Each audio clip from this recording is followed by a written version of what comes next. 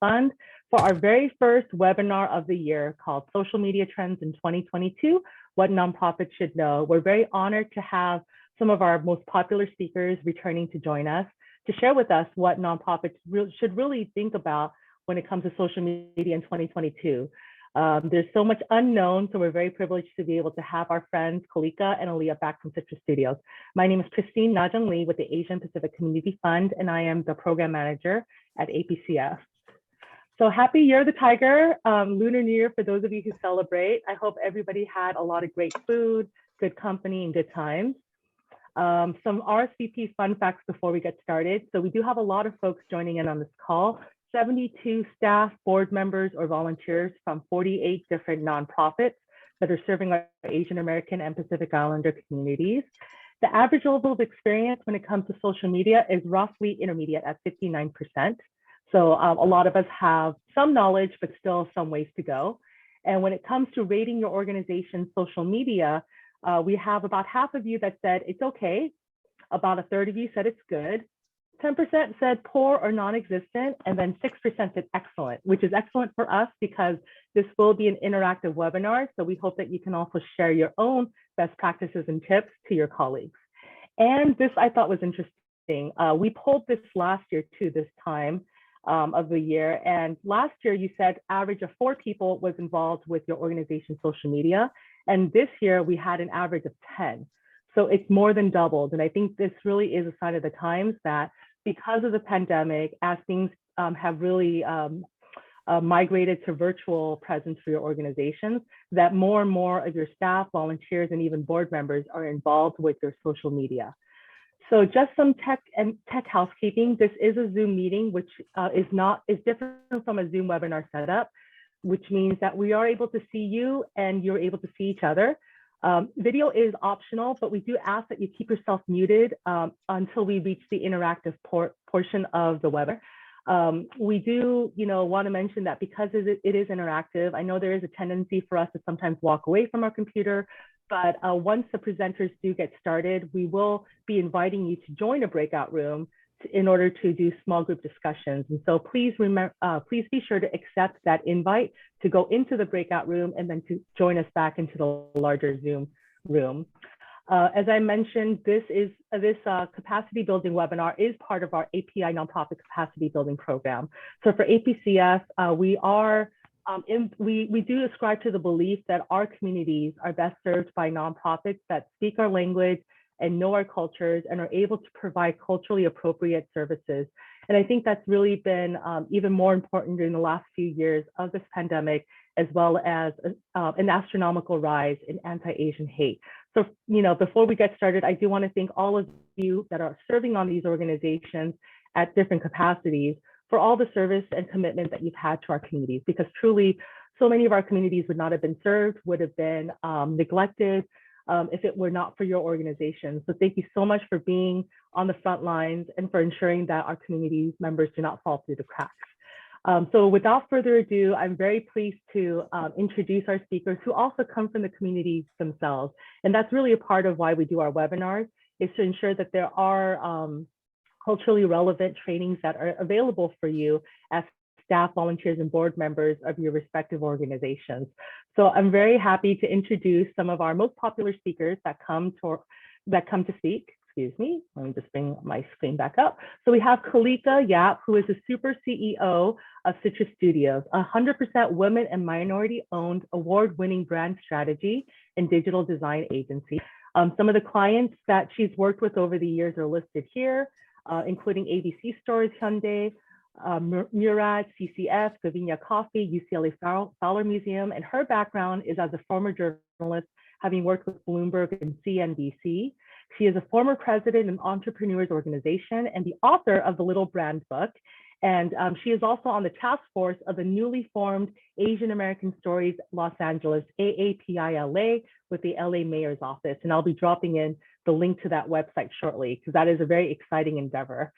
And also we have Alia Henson, who is the CEO of EXP Digital. She has over 15 years of experience in digital marketing and social media strategy, helping her clients to build and amplify their social media goals and drive conversion. And her background and expertise is in social analytics, strategic communications, social media, paid media optimization, social content and community engagement management, as well as public relations. And she's also a guest professor at Loyola Marymount University's teaching social media strategy and business. So please join me in welcoming Alia and Kalika. Thank you so much, both of you, for returning back to share with our API nonprofits. Thanks, Christine. You're the best. Thank you so much. It is such an honor to be here. And Christine, thank you so much for welcoming us both back. It's such a special, special time. Thank you.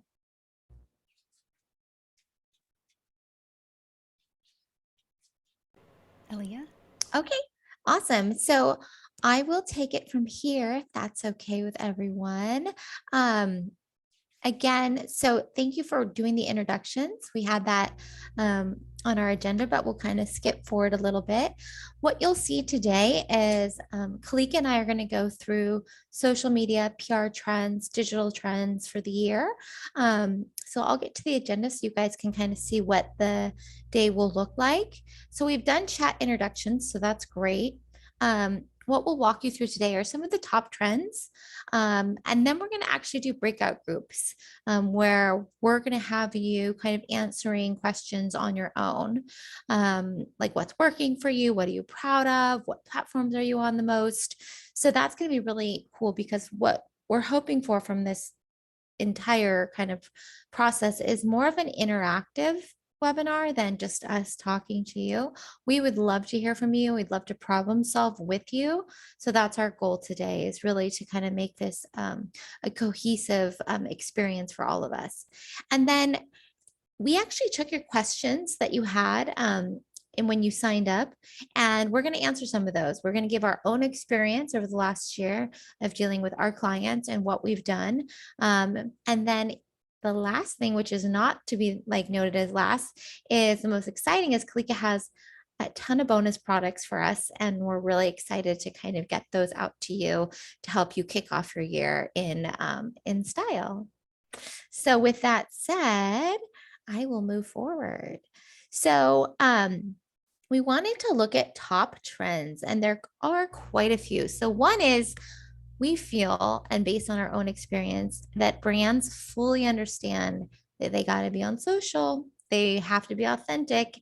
And so no longer are we having to explain why, which is such a relief. It only took, what, 12 years or 10 years, but we're finally at the point where brands understand how imperative it is. And I would say in many cases, it's one of the first things they say is like, we got to improve our social channels. So that's one of the things we're seeing more and more. There's also a few new trends that I wanted to highlight for everyone. And if there's any questions or comments, feel free to raise your hand. But one of the things that is really key, especially in this year, is that community has taken on a new meaning. And if you think about it, community has become more than just Facebook or Instagram. It has become like Peloton. It has become micro groups. It has become LinkedIn groups. It has become, there are so many different like ways that we've created these niche communities across the board that big brands have really gotten into.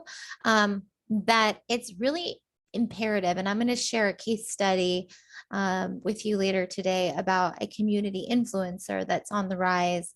And I think it's really important as we look at our nonprofit community, because we are really a niche, and the people we serve and the kind of the goals that we have as individual nonprofits are communities. And if we really kind of take that to new meaning, what I think you'll find this year is that there's so many ways to connect with this niche community that we have.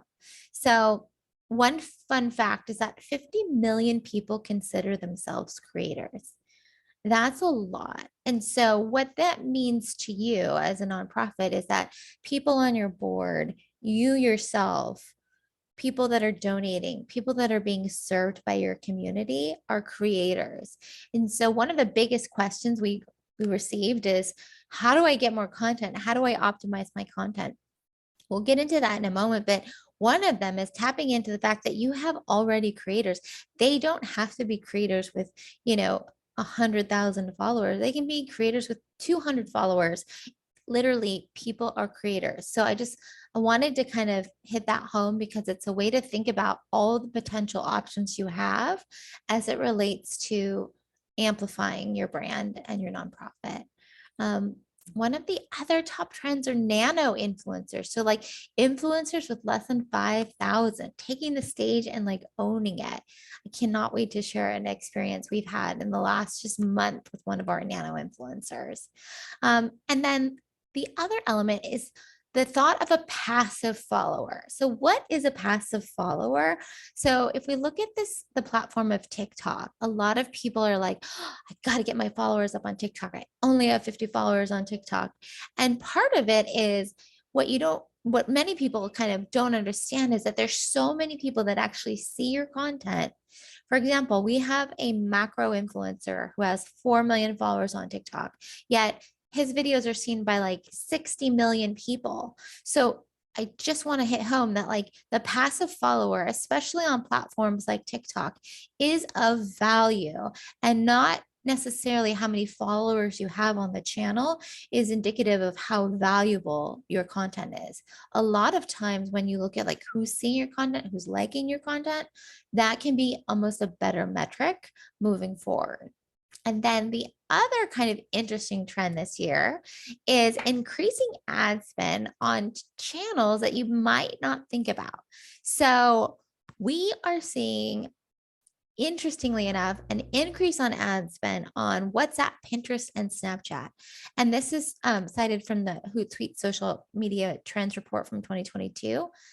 47% increase in spend on these platforms.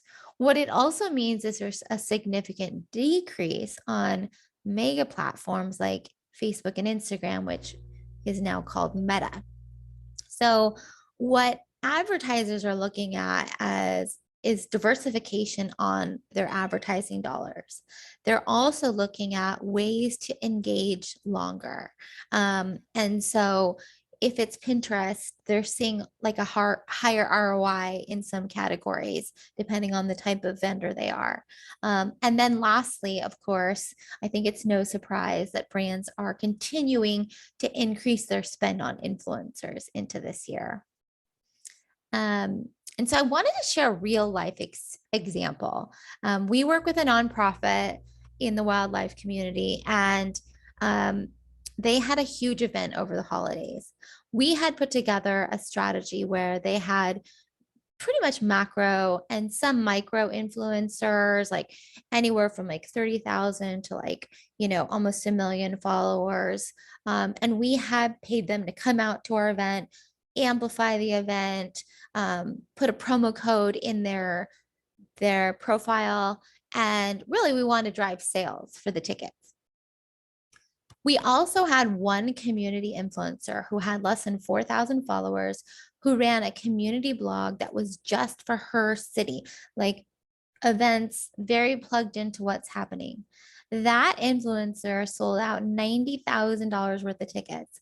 Our other influencers drove engagement, they drove traffic, but their sales numbers were measly in comparison to that massive influencer. And so I just wanted to share this because it really was a nice way to kind of really put it in perspective. Is bigger isn't always better. I mean, it's a great layered approach, but I would encourage you to kind of look at your influencers or your creators that are super embedded in the community, because the amount of influence they have can be really, really impactful. Let's see, I think we're going to go back to our breakout room. So I want to just scooch back a little bit. Okay, awesome. Any questions on those thus far? And I don't know, Christine, if you see anyone that has a particular question they want to flag. No question yet, but if folks do have questions, please feel free to put it in the chat, or you can raise your hand and we may call on you. But awesome. You may have to be video ready. Okay. We do have a question from Melissa Lucas at Asian Youth Center. If we can just address this before we move forward. She's asking, how could we identify potential community influencers? I think that's a challenge that not just this organization, but a lot of us probably face. Should we work with influencers What are the benefits? How do Yeah. we find them? So a couple are like who in your circle, like it, and when I say community influencers, it doesn't even have to be someone that has tons of followers. It could be someone that has just a lot of impact and connections. What we did with the case study that I just showed you is this particular woman had a blog that was just dedicated to events and fun things to do with kids in that community. And so sometimes you'll find these like small bloggers that talk about these certain issues that can be really, really great. And they don't even have to have a lot of traffic. Another thing could be like your local politicians or congressmen, or even some of the people that you serve in the community that are advocates. Just having them like even just kind of come on board and post for you or do a takeover, just having those folks be able to come in and kind of have their roots given to the people they know is a great way. It could be a restaurant owner. It could be like something as simple as a physician that's in your community or a therapist that's in your community. I mean, there are so many options here. Think about the people who touch people's lives every single day and people that are considered resources, teachers, doctors, attorneys, like people that we may not think about as like social media influencers, but are still influencers in our community. Also, I would add the people who are actually already engaging with your account. That's also a good way to see, anyone who's already out there reaching out to your similar tribe, and also doing some hashtag keyword searches. That would also really help. Awesome. Thank you. So, what we'd love to do is make this more of an interactive experience. And so, we'd like to break you guys out into different groups. And what we want you to do in your small groups is to think about these questions. So, I'll leave this slide up so you guys can see it. But when you break out into your small group, what we're looking for is for you to answer the following. So we want to know what's working for you, like social media wise. Like what are you proud of? Like what have you done in the last year, or what have you about to do that you're really excited about? We're looking at what platforms are really helpful for you. What are you on the most? Where do you reap the most benefits? And then this is a fun one. Kalika had this, and I love this question. If you were someone else, would you follow your account? And if so, why? And if not, why? So that's a literally fun one because that's a really good way to kind of step back and be like, would I actually follow my own account? Like, I don't know. Does it have that much relevancy? So great kind of gut check there. And then lastly, what could you do better? So if you guys could, if Christine could help us break out into different groups, we're going to give you guys 15 minutes to circle back. And please share with your individual group members. And then we'd love to hear back from some of you on what you guys discovered.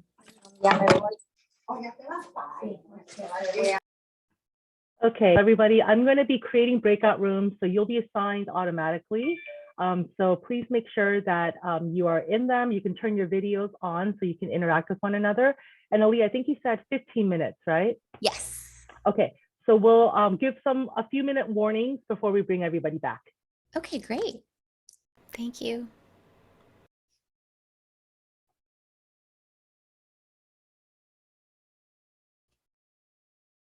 Okay, so you should see a little thing that's going to pop up asking you to accept an invitation to join a room.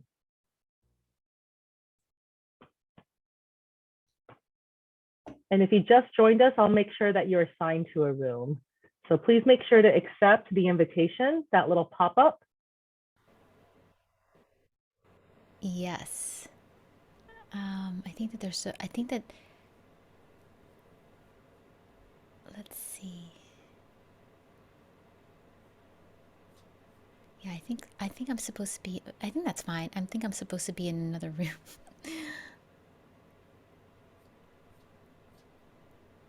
I think you can go back to the main room. You can leave the room and go to a different room if you need Yeah, to. I'm a host, so I don't want to close all the rooms. Like, Oh, yeah, no, it's fine. It's fine. I can hang out here. Wait, this is room 11. Let me just Yeah, because I wanted you guys to be able to communicate. Hold on a second. Okay.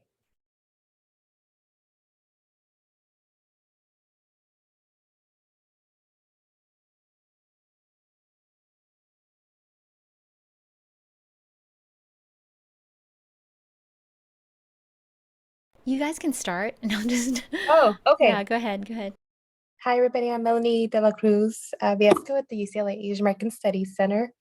Apologies, I'm having a bad hair day, so if you don't mind, I'm gonna keep my camera off. Um, nice to meet you, Ruth Ann and Kalika.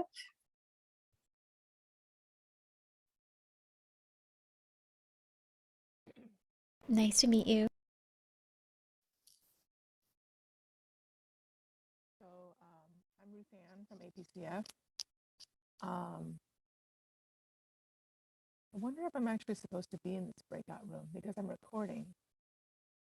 I think this. Ruth Ann, can you ask Christine? Because I think both of us are with IPCF. So, can we put Melanie and then can we move her?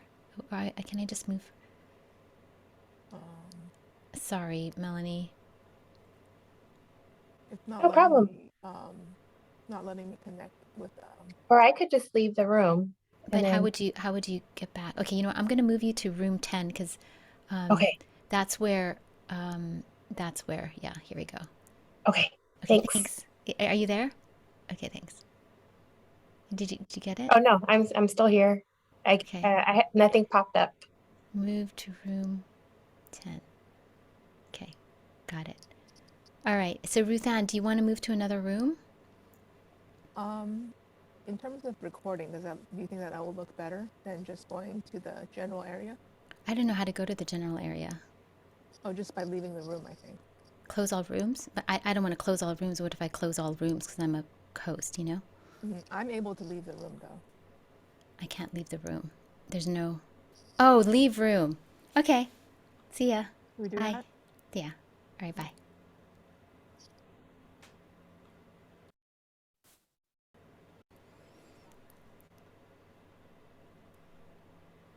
Hello.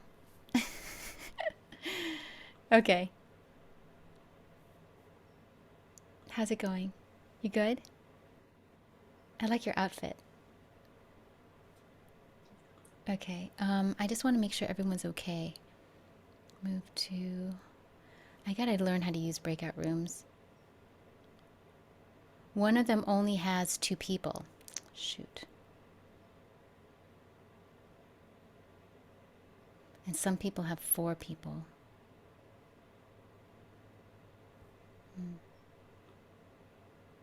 Oh, they're still recording. Should we stop recording? We should stop recording, huh?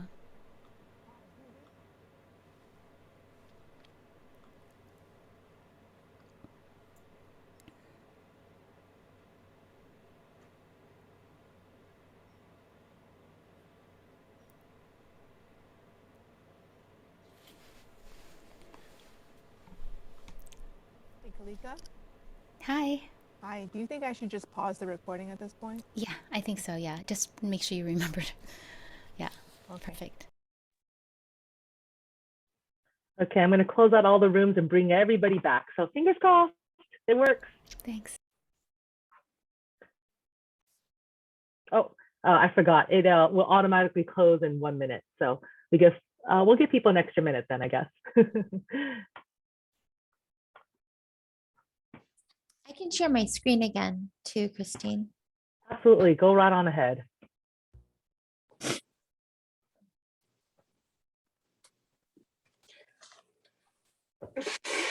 Okay, 30 seconds left. And then it should just automatically bring everyone back.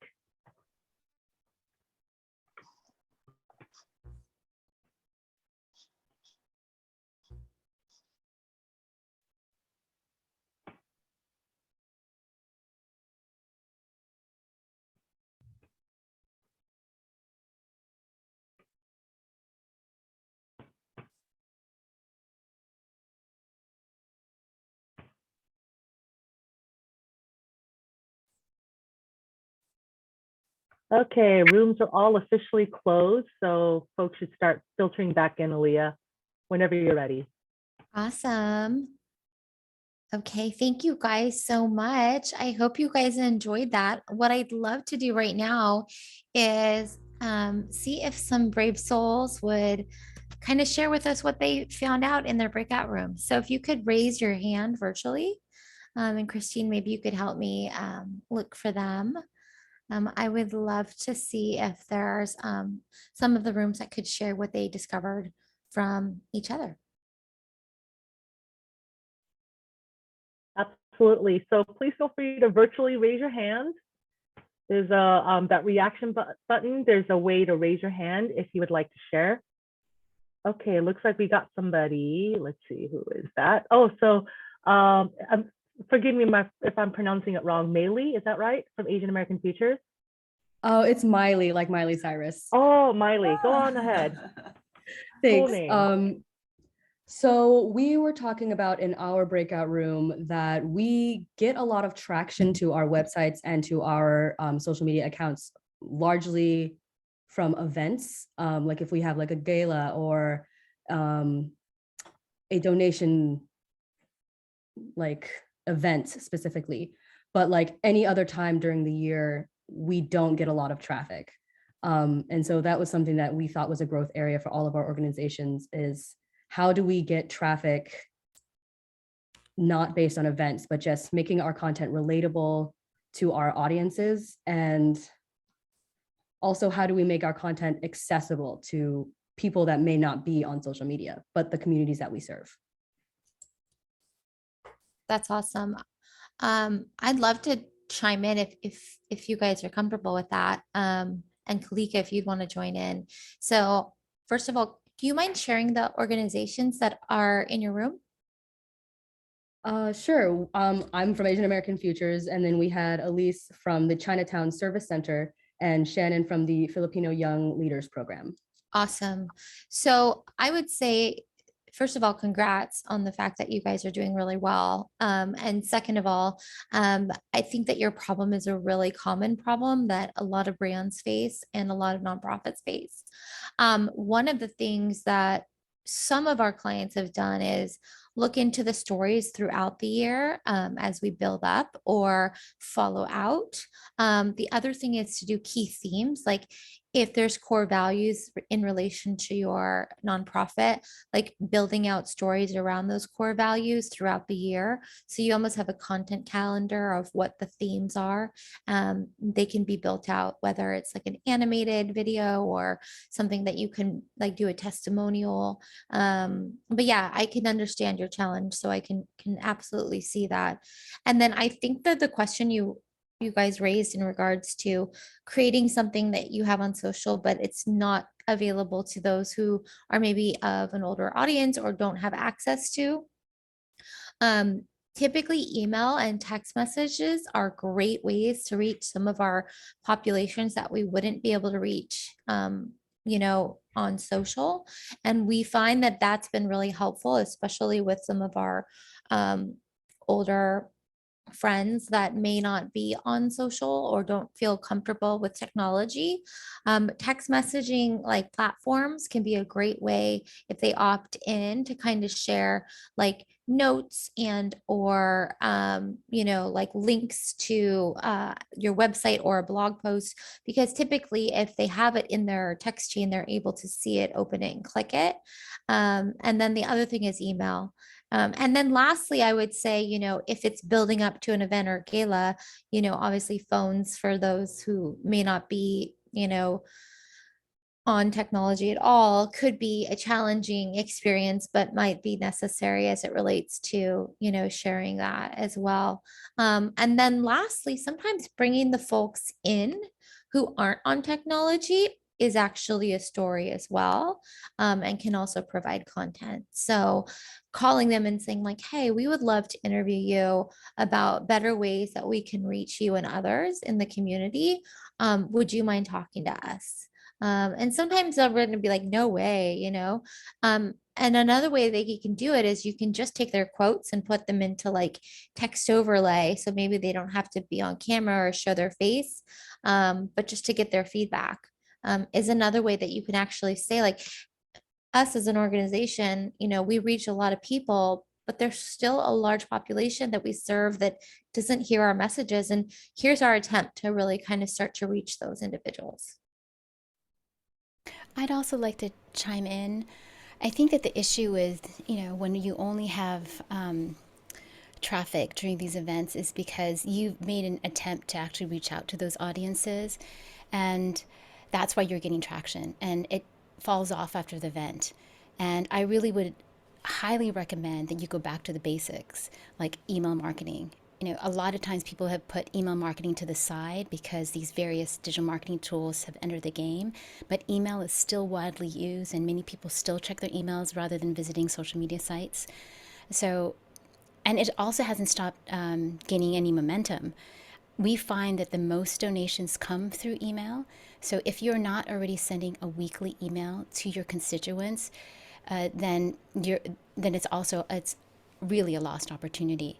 Another thing that I would also, just recommend is maybe those ideas that Alia was talking about with the stories, the core values. This is what you can put in your email so that it's someplace that they can also go back to if you have the newsletter linked on your website as well too. Another thing you can also do is do retargeting ads, really inexpensive way to bring people back because you can send ads if they've been to your website. So adroll.com is a place that we go, and a couple $100, so that people can be reminded about your organization. I think that the reason why people aren't succeeding with donations is because they don't communicate with their clients. I mean, or their people, their donors, their constituents regularly. And it's sort of like, oh, you're coming back to me because you need something from me, and you have to be a friend first, a real friend. That's it. Hope that helps. Question on that. You had mentioned, email campaigns and doing it weekly. So is there a line, right now we do send out newsletter emails, but they're monthly, like that's our plan. Do you think that weekly is too much? A lot of, for the NVN, a lot of our constituents are older, so they're not on social media. We understand that. No, it's not too much. No, it's not too much. It's not too much, especially if they've subscribed to what you're doing. I get emails from people like every 3 days, from an e-commerce brand that I really like. But weekly, on the same day, at the same time, it just becomes your friend. They're checking you in, you're providing value, and it's absolutely 100% not too much, and it's also relatively really inexpensive. If you think about the cost of sending out an email through MailChimp or Constant Contact, right, it's pennies. It's really inexpensive. But what you really need to do is not put it on the back burner. That is the wrong thing to do. You say like, oh, I'm going to have the digital intern go work on it. No. It has to be a focal point in your staff meeting. You have to plan it out, have a spreadsheet, and because there's so much to talk about. There's national awareness days, there's quotes, there's books you can share, there's your core values like Alia was talking about, there's people that you can highlight in the community, there's press stories, there's so much to talk about. And also the reality is they may or may not read your emails, but they will see it coming through and they'll be reminded of you. Like I've gotten so many projects from people from years ago, just because they may have not read my email, but they're just reminded that, okay, here's Kalika again, here's Kalika again. But consistent, right? It has to be consistent. It will pay off if you're consistent weekly. I think, was that Michelle Suzuki from National Veterans Network? Yes. That it shared? Okay, thank you, Michelle. I know Soyeon Park from U-Star Foundation also raised her hand and would like to share. Go ahead, Soyeon. Okay, thank you. So I have several questions because we are using the email, notification that works for our, monthly webinar.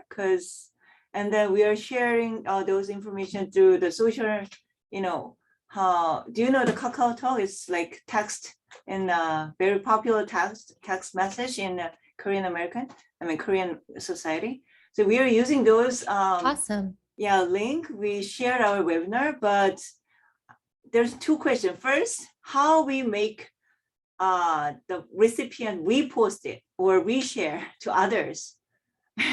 Because I don't want, they got informed that that's it, but they want, I want them to share to others, their network, but I don't know how to make it.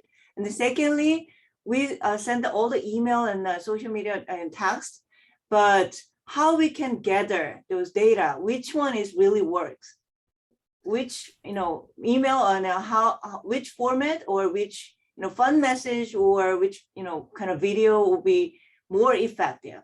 So how can I gather those data so we can use those data for the next message? So I can start, and I know Kalika is a really great expert in this area as well. So what we do in our industry is called A/B testing on different creatives. And so what it is like, for example, if you take a video, like, and then you do a post that's a non-video, and you see kind of which one does better, it gives you a sense of like how the engagement rates are as it looks, as you look at the creative. So it's testing different things and looking at the insights.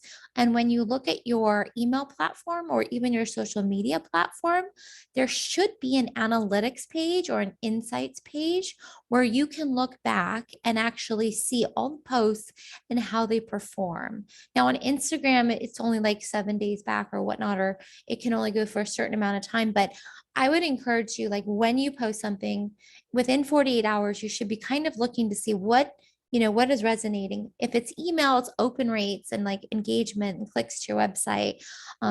If it's social engagement and clicks, video views, things like that.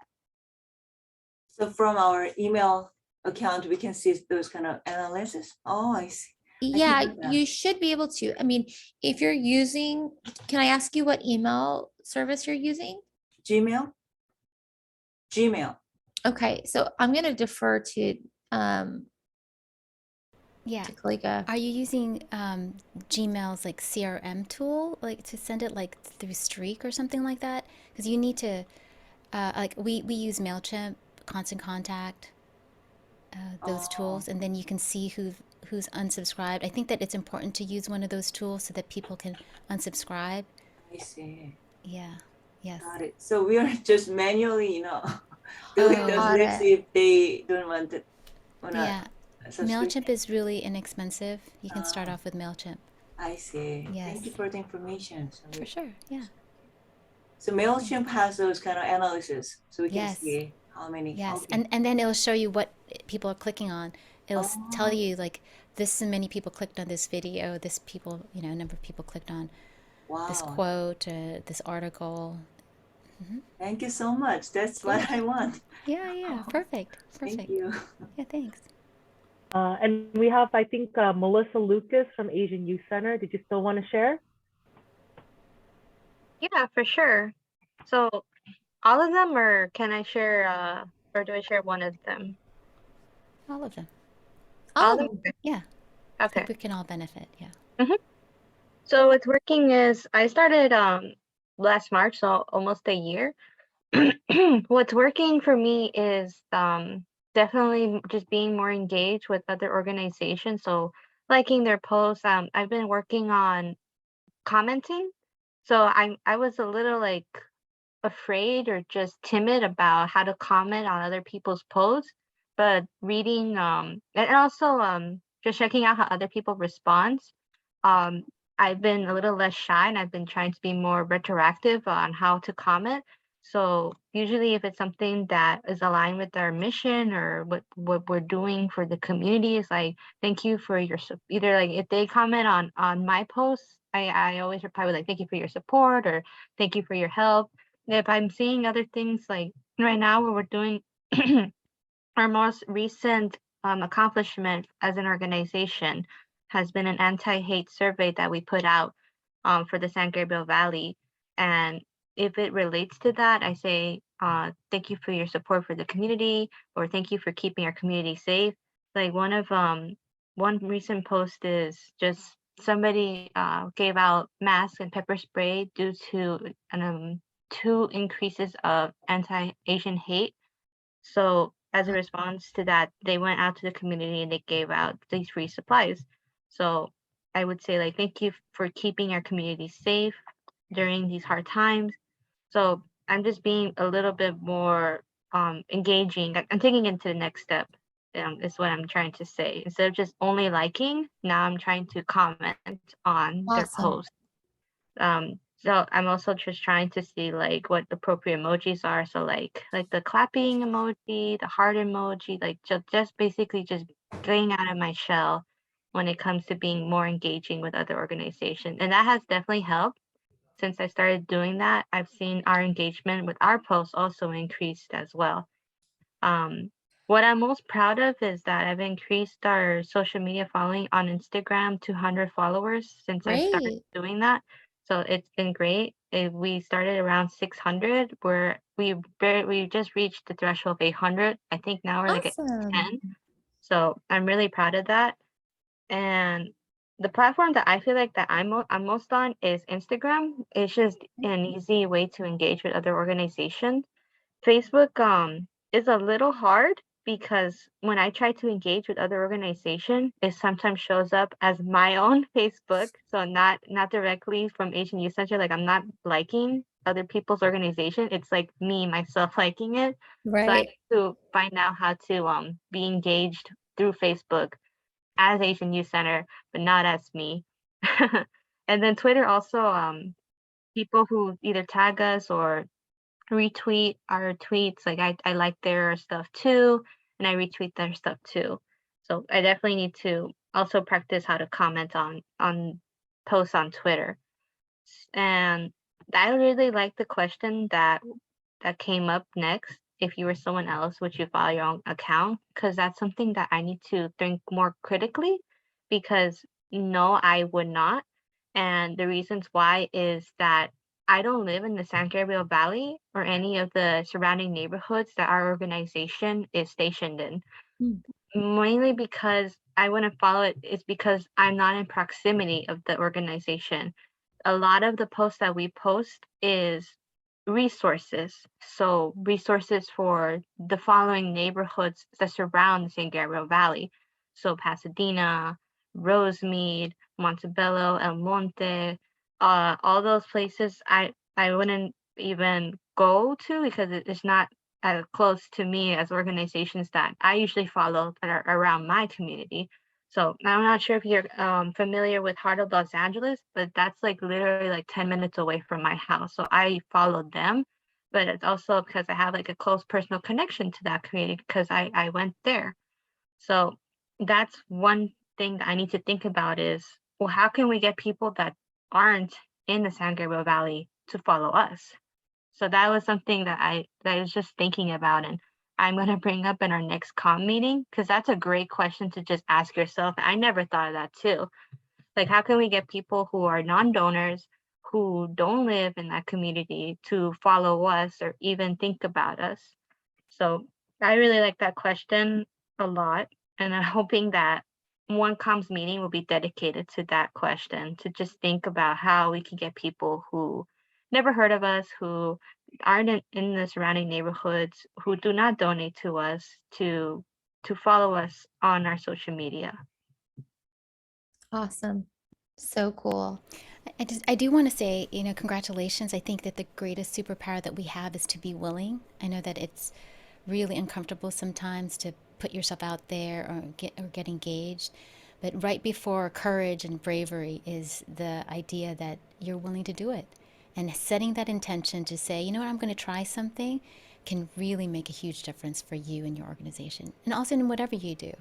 Just be willing. Thank you. Yeah, thank you. Awesome. So I'm just going to do a time check. It's 10:30. I'm thinking, Christine, this would be a good time to come back to some of the questions, the presentation that we have prepared. Perfect. Sounds good. Go ahead. Okay. Awesome. So thank you guys so much. I really appreciate that. That was amazing and really great to learn from each other. I think that's the best teachers. The next thing I wanted to go through is some of the questions you guys had actually asked when you registered.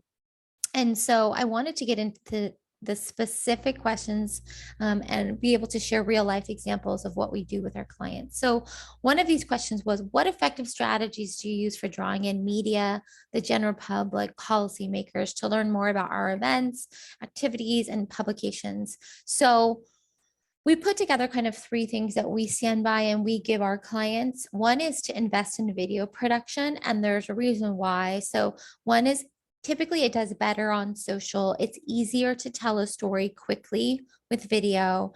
A lot of times people feel like they don't or cannot afford a video production, but there are definitely resources out there. You can look anything from agencies to Upwork and Fiverr to find out if there's someone like in your area to help you. So I would definitely say, one, invest in video because it's a quick, easy, universal way to tell a story. And then the other is to try new PR angles. So you may have a PR agency that's working for you, or you may be spending a lot of time and money on different PR strategies, but this is a company that we actually own called the Gatekeeper course, and it's founded by journalists. And all they do is simply review your press idea or your press release to see how they can optimize it for the media. It's really price effective in comparison to using like a typical agency. And sometimes you don't need a full agency all year long. You just need help for some of your key events. And that can be a really kind of out of the box way to think about how do we get press there. So I left that website on there for you guys to look at for resources. The last thing, and I think I talked about this before, was shoot and prepare digital press kits. So we are getting this request, even in states where most, there's a lot of people that are, open and things are open now. Shooting and preparing digital press kits is essentially kind of preparing video, photos, interviews of your key people, background information that you can send to a media outlet. It's almost like a story in a box, like all wrapped and pretty and ready to go. And so we can talk more about this in the future, but that's one way that we've seen a lot of return for clients that we work with. And it's becoming one of the staples that we provide a lot of our clients. The other question you had was how to get more hits and how to turn those hits like into payment or donations. And I know we've talked about the marketing funnel, but it's really important. So one thing to think about here is every time someone likes a post or comments, it is really important to continue to connect with that individual. So whether it's like commenting back, liking their post, really, we need to take them through the marketing funnel, whether it's email, a website, or social. We want to take them from, hey, being aware and liking something all the way down to an action. And that would be a donation. And that turns into loyalty. But what a lot of people think about is like, hey, we get a lot of, video views on this post, but nothing ever happens. So what we kind of advocate for our clients is that like, it has to tell a story. So for example, if you had a lot of video views on a post, you might say in the next post, hey, everyone checked out that post about X, Y, and Z. We'd love to introduce you to, our newsletter where you can get up to date, things that help our community. So just being able to have multiple touch points with them on different platforms is really essential.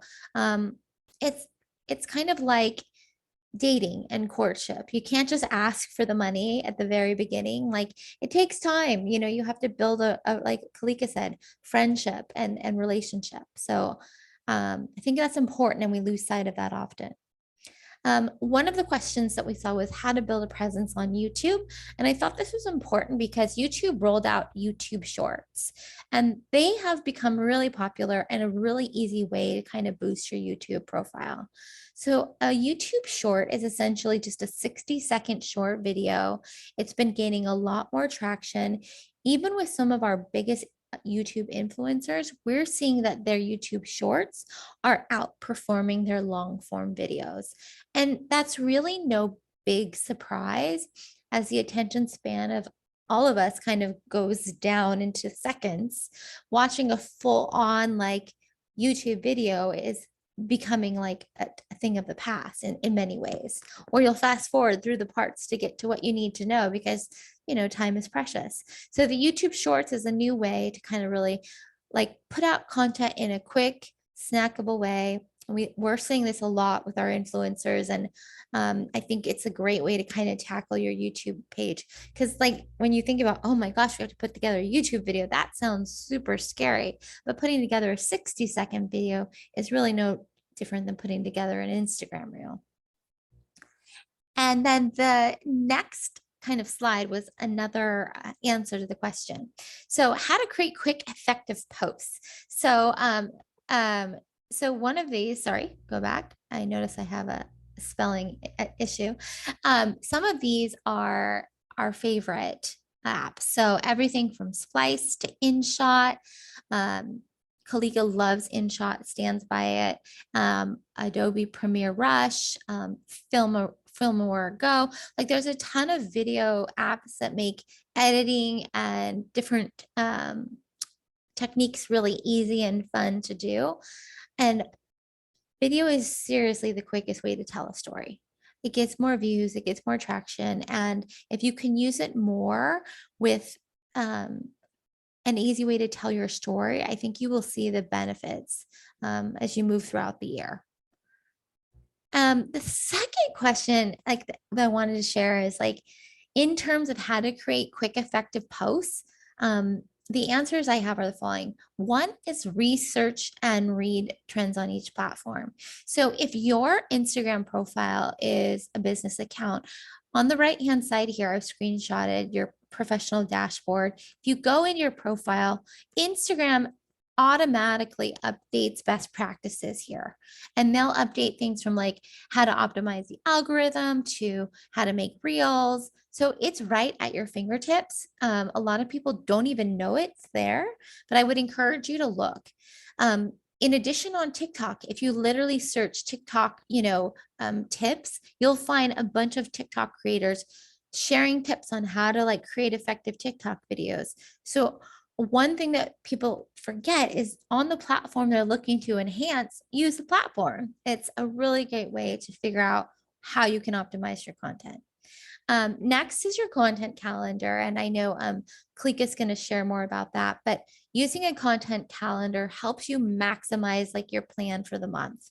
Now it helps you to like know, okay, what's our theme? What are we going to write about? And it goes beyond the gala or beyond the fundraising event so that you have something to talk about or that you can share with your audience. One of my favorite ways to create a quick, effective post is to repost. I'm a huge fan of reposting. Reposting can have no end on stories. Repost donor stories, repost members, encourage people to mention you on Instagram and repost them. I mean, this is a very simple way to share content. Sometimes the best content is shared content from another person.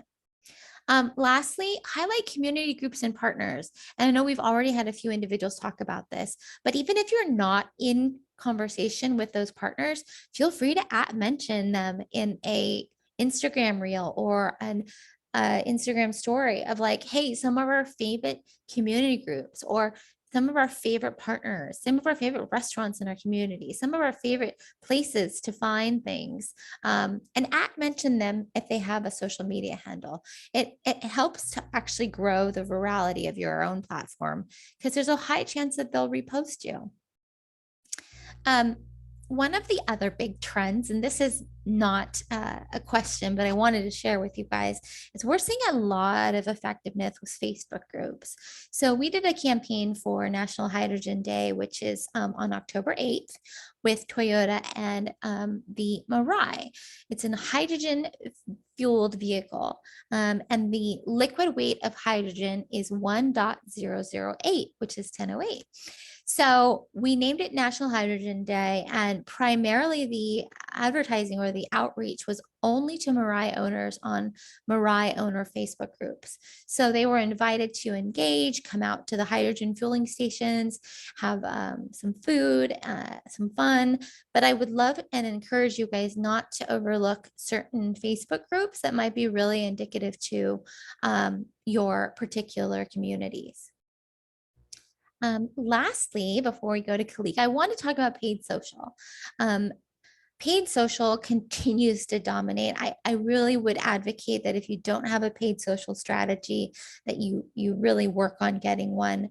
Even if it's a smaller budget, you need to start to experiment on the different platforms you're serving organically. One of my favorite things is to tell clients, where are you doing best organically? And then start advertising there to continue to grow your audience beyond that.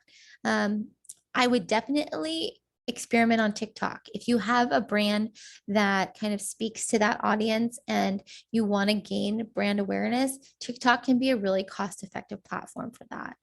Again, YouTube, we forget that YouTube is one of the biggest search engines. We forget that, advertising on YouTube can be really strategic as it relates to like how we put out our messages to certain groups and even nationally.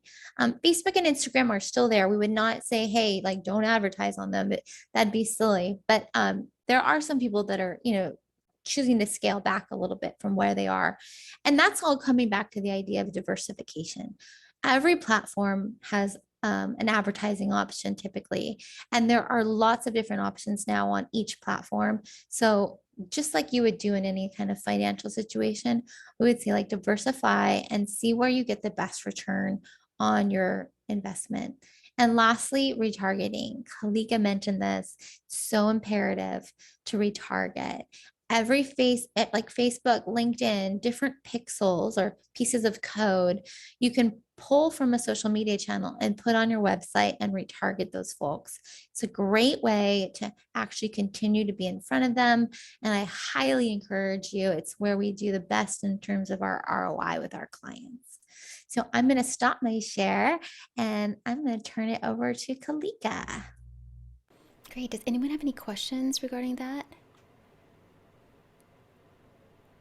There is one question from Toyon specific to, them, I think she mentioned that they email a lot, directly to, without using like any of the platforms. So a lot of our email notifications are written in Korean because that's their main client and target audience. But if she's going to be posting it on social media where non-Koreans or like those that are not fluent in Korean will be reading it, what's the most effective way to share it in Korean, English, or both? Are there any ways to automatically translate so that non-Korean users can understand? Yes, that's a great question. So I would advocate both. So in many cases, some of our multicultural clients that are posting both in Spanish and English, or even our influencers are posting in 2 languages. And there are tools on the platform, especially with Facebook and Instagram, to translate it automatically. You can also search for translation tools that make it super easy. But, if you have, for example, if 100% of your audience is Korean, then, I would say keep to what your audience really responds to. However, in terms of gaining more donors or partnerships outside the Korean community, it may be a good thing to keep like that Korean and English. So I would definitely advocate for both if you can. So we can use those kind of, function from Facebook. There is those kind of function. Yeah, there are those functions. And you might even see this in your own life. So for me, I have friends all around the globe. And when they post in French or whatnot, I can actually see their post in French and then automatically it translates to English. There's like a little button that say translate and it shares it in English. Oh, so they don't post the French and English, but we can translate. The user has to use those functions. I see. Okay. Yeah. Thank you. But as a helpful tool, a lot of our clients and influencers just automatically post their caption in the language of their heritage and then in English below. Okay, got it. Thank you. And then there is a question from Kyle at East San Gabriel Valley Japanese Cultural Center about content calendars, if you have a template or example on how to use it. So I think, Alia, you said that Kalika might be covering this, so I'll defer to her. Yes, a lot of the times we use tools like Loomly, Planoly, and I actually have a spreadsheet that I can share with you guys as well too. but we have a couple of minutes. So we had alluded to a couple of bonus items here. So I'm going to just share my deck. Put it up here. So I'm going to give you a link to this deck because I know that there are a lot of people who here on the call are both basic, intermediate, and advanced users. So a lot of this information overall is really going back to the basics, but it covers how to gain followers, social brand tools. Alia talked a lot about video, how to create posts without burning out. This back to the basics is talking about newsletters, how to keep it fresh, generating content ideas, the rise of the LinkedIn influencer, how a lot of people are not trying to make their feed so pretty, but basically more authentic. So the no filter feed, and how brands are moving to TikTok and being a lot more relaxed and being themselves and being more lighthearted. So this presentation, which we're going to share in the link, covers that. But what I wanted to share with you was a couple of, let me just show you this one, which is really fun. If you want to create content ideas, there's a great website called Title-Generator if you haven't looked at it before, but it'll help you generate ideas in 30 seconds. So, make sure that you check that out. But what I wanted to show you was this bonus spreadsheet. So this spreadsheet here is a spreadsheet that we use internally to help us with posts because we handle a lot of social media for different clients. And it's really like a checklist. Here are the types of posts that you can do: reviews, client stories, quotes, highlighting members, press mentions, podcasts, announcements, and also what the tasks are, right, per category. So LinkedIn, what you do: create posts, upload posts, like posts, right? Who it's assigned to. Social media, we have this checklist because a lot of times people are doing it on their phone and it's easy to make mistakes. So we make sure that the font size is correct, whenever we're doing it, because sometimes it's just too big, making sure that there's sentence case. If there's a link mentioned, make sure that it's attached to Linktree. And I'm sure I saw a lot of you had Linktree. If people are not using Linktree on their Instagram, it's really important you do that because Instagram only allows you to do one link, and Linktree lets you feature many, many links. Is it location tagged? Are your hashtags in the comments section, not in the caption area?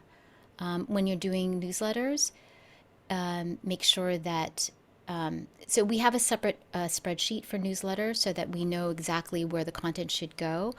Are the images high res? Are you checking the spelling? Making sure that the grammar is correct. There's a really great tool called Grammarly that I use that you can use on Google, on different websites, making sure that letter case is correct, adding links, bold out names and organizations. If you have a separate PDF with your newsletter, make sure that you update the volume number, and we have a board which basically says just clear it all up. But I hope that this is helpful for you because we use this internally, and this is just through a lot of hit and miss. We'll send out something and then it's hard to take these mistakes back, and so the team follows this format each and every time. And I got to tell you, like even 2 years after we're doing social media for a particular client, we will still find mistakes because what happens is people think it's really easy, and they'll just do it like not thinking, and they forget. What they'll also do too, which really doesn't make sense, is they'll post a caption for IG, which often says something like link in bio, right? And they'll add it to Facebook, and Facebook doesn't have a bio. So those are the mistakes I see. Or they'll say, link in bio in LinkedIn, because they use some of those tools like Loomly or Planoly, and it just doesn't make sense in that platform. So this checklist really will help you, with that. But yeah, I know that we're coming towards the end of the. Oh, sorry, I have one more thing to share with you. I have calendar. So, And we're getting a lot of positive feedback, Kalika, on that social media checklist. oh, good. I'm just thinking, where have you been all my life? I In my I know nonprofit career. it's not very pretty, but it's very useful. So this is also celebrations and observances calendar. So each month, this really helped me because we do this all the time for our clients, but we hardly do it for ourselves. And so we're a branding agency, so look, we were able to write something about International Creativity Month because it related to our brand. And we only did this because we created this for our clients. And we're like, hey, we can also use it for ourselves. So this is just a start of where you can begin, like Black History Month, it's right now, a lot of people started posting in February. And what's great about these calendars is you can start looking ahead. While doing this, I found like, oh, one of my clients, is always drinking cappuccinos. That's what she talks about all the time. And so there's like a cappuccino day. So because she's the CEO, like we did something on cappuccinos, so it could just be really fun. So this is part of your link, which I don't know if Christine, you've already sent it, but feel free to download it. It's our gift to you. And also, if you want to sign up for our newsletters, we're constantly giving away things like this on our newsletter to provide value. So feel free to just go to citrusstudios.com and sign up for our newsletter, and you'll get a whole bunch of these types of things throughout the year. And yes, absolutely. Everything that Kalika and Alia covered, from the slides to the links to their contact information, will be shared along with the webinar recording in the follow-up email after this webinar. Do you have any questions about what I shared or want to hear more? I don't see any at the moment. We do have a few more minutes. If any folks have any questions, anything that they would like to know. We're also seeing a lot of love for that calendar that you shared, Kalika. Oh, that's and I nice. do appreciate that it's very culturally relevant. Like I saw things from Star Wars Day to APAM, Heritage Month in May, to all of our favorite official as well as unofficial holidays. Awesome. Great. I did have a question real quick because I know that Alia, you had talked about the YouTube shorts, those 60-second clips. Is that really in response to TikTok, do you think? Yeah, I mean, absolutely. Their response to trying to compete with the short form video platforms was, that wasn't born out of just altruism, but yeah, absolutely. But I think it's just a general shift if you look at all the platforms and the attention span and the trends regarding like how much we see, how much we digest. It just makes sense for their platform to move in that direction. And it makes sense that people are responsive. Mm-hmm. Thanks, Leah. I know there's a question from Melissa from AYC Asian Youth Center about target posts and stories. What should our target posts / stories be daily? I don't know if I'm getting that right, Melissa, or I don't know if you want to jump in. Yeah, so we brought in a social media consultant, and she says I think 3 times a day, but I guess I just want to see if that's a correct number, or how should we do stories as well? So my first question would just be, do you see engagement? Like when you're posting that frequently, are people responsive to it? Like, do you think that you're actually serving the community that's listening? Do they respond? Are they engaging? Are they commenting? Are they liking it? It really depends on what it is. If it's a resource, or a resource, generically, we have EITC posting, so that's taxes. We get some likes for those, not a lot of comments, but if it's for our anti-hate intervention trainings, that gets a lot of engagement. So it really depends on the type of post and the type of resource it is. So Yeah. my experience with our clients has been less about volume and more about quality, in terms of not just posting to post, but to post because it provides value. And so, I don't think it has to be a certain number every day. I think it has to be related to consistency. Like I think there has to be consistency. But I would actually look at your content in kind of like lay it out in a content calendar so that you can see like where does it make sense, you know, and there may be a lot going on certain days that you're posting 5 or 6 times or you're reposting stories. That's fine too. I I wouldn't live and die by a number. I would actually just kind of look at like what makes sense from an actual engagement perspective. Hmm. Yeah, I think it's also maybe time or the day, because when I use later, the Mhm. free version though. But Yeah. I've been trying to use On the slide, on the deck, there's a whole thing about timing. So you can take a look at the deck that Christine's going to send you. cool. I know that we have to go for the announcements now, but thank you, everyone. Thank Really appreciate you. it. You guys are the best. Thank you, Kalika and Alia. Let's give them a virtual round of applause. There's a reason why Kalika and Alia are some of our most popular in-demand speakers, and it's because, again, they, come back, and they're so generous in sharing their expertise, what they're kind of seeing for what this year is going to look like, especially because there's so much uncertainty with the pandemic.